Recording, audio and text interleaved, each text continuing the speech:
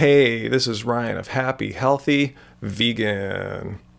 Well, just a few days ago, we released a video of us shopping at Farmers Market and Whole Foods for potatoes and bananas, and its intention was to show that buying non-GMO foods was not out of the reach of most people's budgets. Well, we took a lot of heat for this video. A lot of people thought we were shaming poor people or shaming people that don't live in climates like ours, so I thought I'd take a moment here to explain exactly what was going on.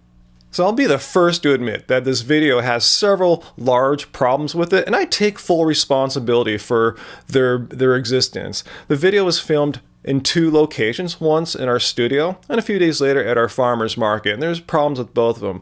The first segment that we filmed in our studio, Angie was obviously quite upset, and it's because she didn't really want to be making that particular video on our GMO foods out of the reach of most people.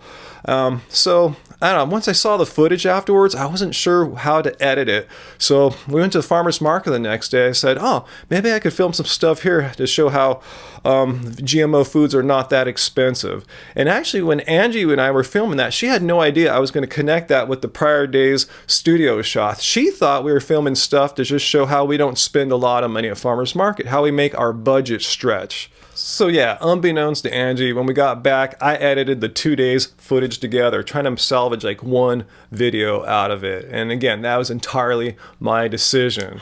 In fact, once Angie found out what I had done and uploaded it without her even seeing it, she was actually quite upset with me. In fact, we even had a pretty intense fight that evening about it. All right, enough about the troubled history of making this particular video. Well, let me get to why I am making this response video right now. It's because, like I said, I was surprised when after the video went up, I started seeing a few comments slowly rolling in. We got a lot of good comments at first, but a few comments started coming in about, hey, why are you guys acting so entitled and privileged and shaming the poor and shaming the people who live in cold climates that don't have access to farmers markets year round. So that's what I want to address right now.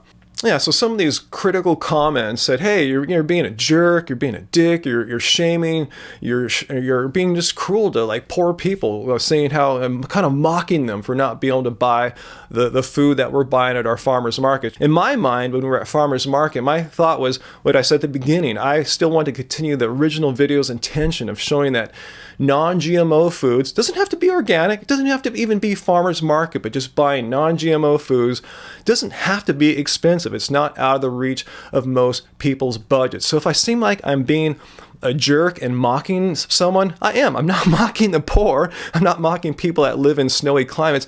I am mocking the pro-GMO activists that have been coming on to our comment pages and leaving all this crap, spouting all the Monsanto talking points, how GMOs are the only foods that can help save a poor, struggling population, which I think is complete nonsense. Not to go too far off topic on this video, but I have a passion against GMO foods. I think if anything, they're setting us up for more massive crop failure than ever before by removing all the genetic diversity that used to exist in plants. Now we have one gene, a patented gene owned by Monsanto. If something goes wrong with that, worldwide, we're going to have some massive food problems. Well, like I said, that's neither here nor there. I'll talk about that in a future video. But if you look at the about 500 videos we've put out now in almost 3 years, we have not a single video where you can find us mocking the poor. That's not our thing. We have nothing. I couldn't be further from the truth. However, it doesn't take too much searching in our vast video library to find videos of us mocking or taking issue with GMO companies and technology and supporters, propagandists, and that's exactly what was my intent with this video.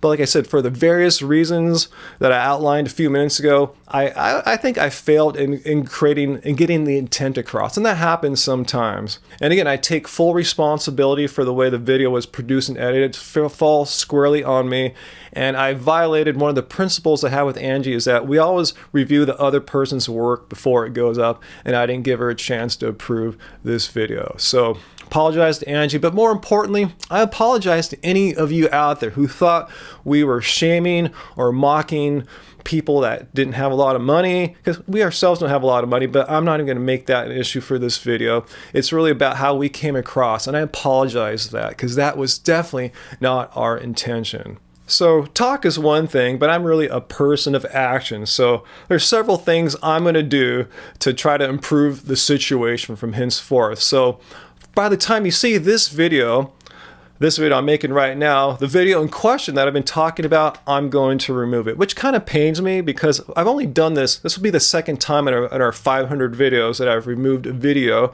Like I said, we got a lot of positive comments, and the ratio of likes to dislikes was still pretty high, which tells me most people got it, but a significant minority didn't get it. They thought we were mocking people, and I don't want anyone from this day forward to watch that video and say, hey, why are happy, healthy vegan so mean and cruel, mocking poor people? So I don't want that to happen anymore. Videos coming down.